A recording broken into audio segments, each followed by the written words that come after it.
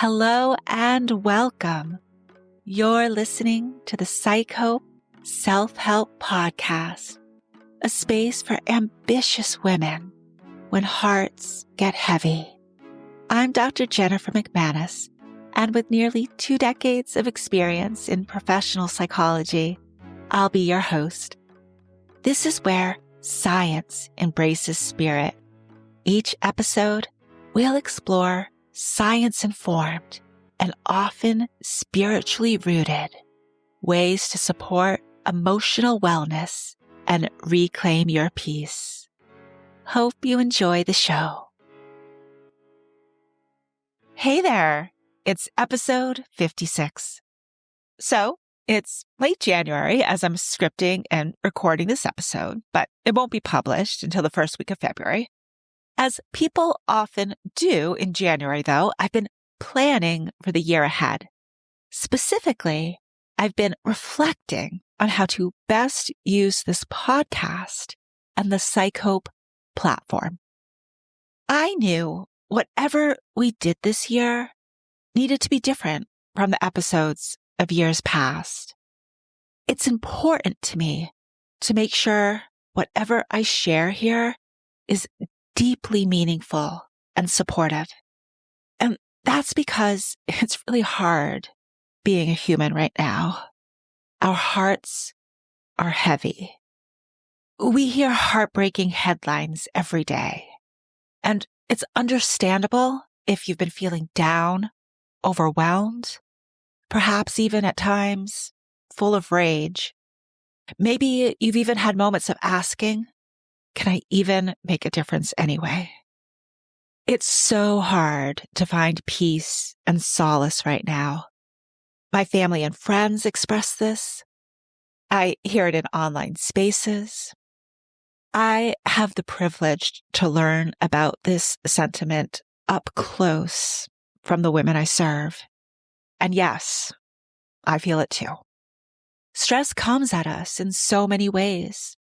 Work demands like performance pressure or decision fatigue, the mental load, all the planning, remembering, anticipating, relationship labor, being the emotional thermostat in the room, endless technology inputs, the screens, alerts, news, group chats, body or physical stress, sleep debt, hormone shifts, inflammation, tension, and identity pressure like self-image, comparisons, and that all too common nagging question, shouldn't I be doing more?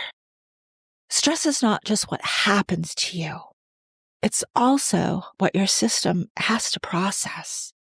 And that carries even more meaning when we remember our brains evolved for village-sized problems, not global 24/7 alerts.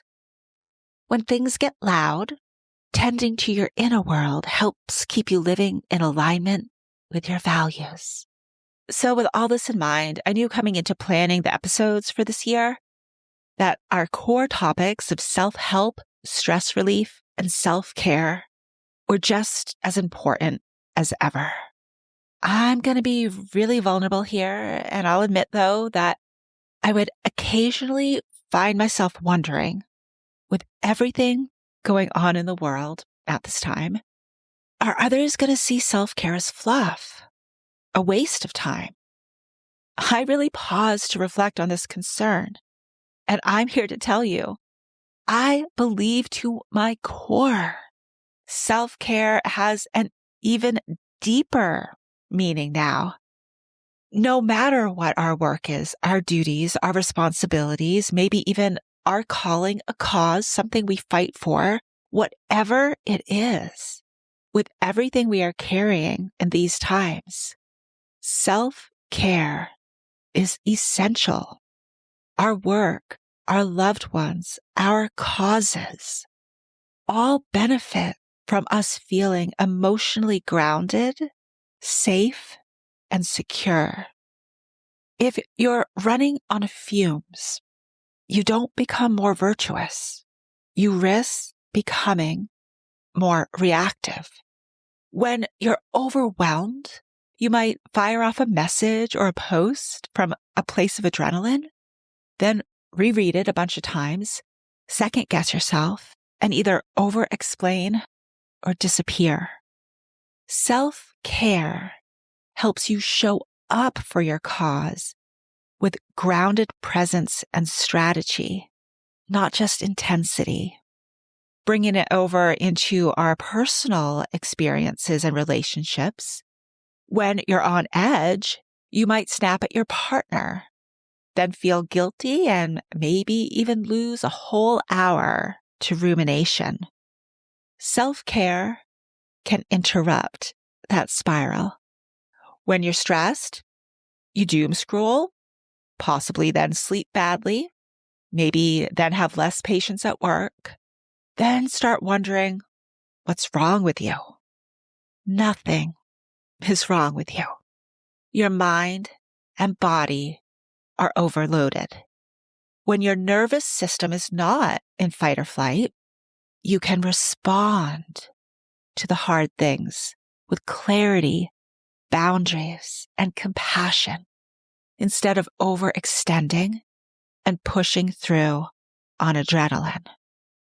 Through these sorts of lenses, we see that self-care is how we protect our capacity, not to check out, but to stay deeply present, heart-centered, and aligned with our values.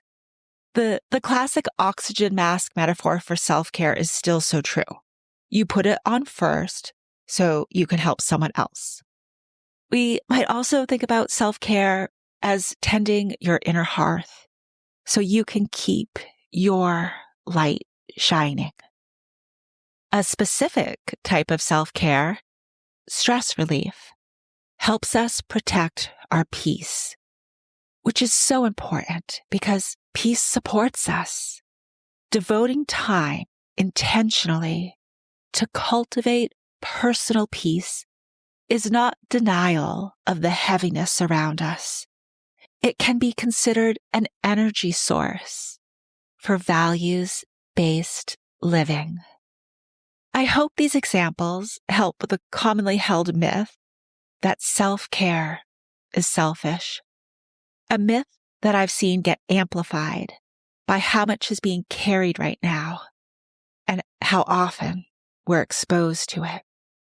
Self-care is not a treat for being good. It's a basic human requirement.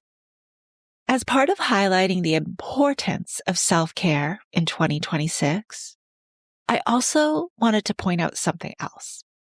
Even when we know all the benefits of practicing self-care, we might make an all too common mistake. Now, I feel conflicted saying that because self-care is so personal and really, there is no right or wrong way to do it. Self-care is truly what works for you and supports you. A common mistake I want to caution you on, though, is waiting until you're super overwhelmed before you even think about choosing a coping tool. When we wait until that point, our brains are already so taxed and have the least access to options. That's why it's so helpful to have ongoing self-care practices and to do them even when you, air quotes that you can't see, don't need to. This is also why I love having a short list of go-to practices you can pick from quickly. No overthinking required. Here are some self-care micro practices you might try. First is a 30-second orienting reset by looking for and naming 5 neutral objects. This practice signals safety, reduces threat scanning, and helps you return to the present moment. Next is hand to heart, deep calm breathing by literally placing your hand on your heart and then exhaling longer than inhaling, the exhale being longer than your inhale for about 60 seconds. This practice helps you get out of fight or flight by supporting activation of the parasympathetic nervous system. Also, consider cues from Mother Nature for regulation. Step outside and find one anchoring thing, like a tree, the sky, a stone. This sensory grounding approach can bring a much needed shift in attention. Many find solace by turning to Mother Nature to help them heal.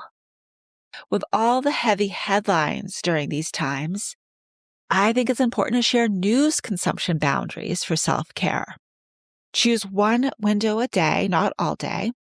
These types of boundaries around news consumption help reduce chronic activation. News consumption boundaries also highlight that self-care isn't about adding something extra that you must do. Sometimes self-care is what we say no to. The last self-care micro practice I want to share with you is bloom scrolling. The opposite of doom scrolling, bloom scrolling is the intentional practice of scrolling with discernment by seeking comforting and uplifting content that offers glimmers, helps calm your nervous system, and supports values-based living, rather than pulling you into a stress spiral. Similar to the news consumption boundaries, we limit the amount of time we spend bloom scrolling by finding 3 positive posts to save or share, and then we move on to something else in our lives. In addition to highlighting how self-care is necessary and especially important these days, I have another way I'll be enhancing meaningfulness on this platform. How we explore our core topics of self-help, stress relief, and self-care is going to shift a little bit. I'll still be bringing you strategies and approaches backed by the science of psychology, but I'm feeling called to explore these topics with you on a deeper level. I want to share about the history of psychology with you by going back to its philosophical roots, for example, and exploring Jungian archetypes as another, and then further deepen our understanding by updating where recent science can confirm aspects of these rich psychological concepts with long histories. I'm also so passionate about how many science-backed strategies like mindfulness and self-compassion are also rooted in ancient spiritual traditions. For me, this is where the magic happens. That beautiful blend of science and spirit, the overlap of these two ways of knowing. And isn't it interesting? I was just mentioning wanting to explore psychology's philosophical roots, and I'm reminded here that psyche, the root of psychology, comes from a Greek word that can mean breath, life, soul, and even spirit. Now, I don't want any of my listeners caught by surprise. So I want you to know I will be leaning a bit more into the spiritual side with these explorations. I respect that many may prefer the exclusive science view. I've been there too. Please know, I will always be bringing us back to what current science tells us about the emotional and overall well-being benefits of different practices. As we wind down, I want to bring us back to the heart of this episode.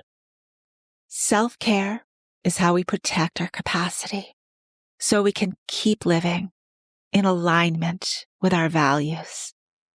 It's not denial. It's about building inner peace so you can respond with intention. It's how we stay present for our lives, our loved ones, and all the things that matter. Take what resonates with you from this episode and simply leave the rest. If you want to begin with a small step, choose one self-care micro practice and try it for yourself. If you'd like more support, then head on over to our website, PsycHope.com, for self-care and stress relief resources.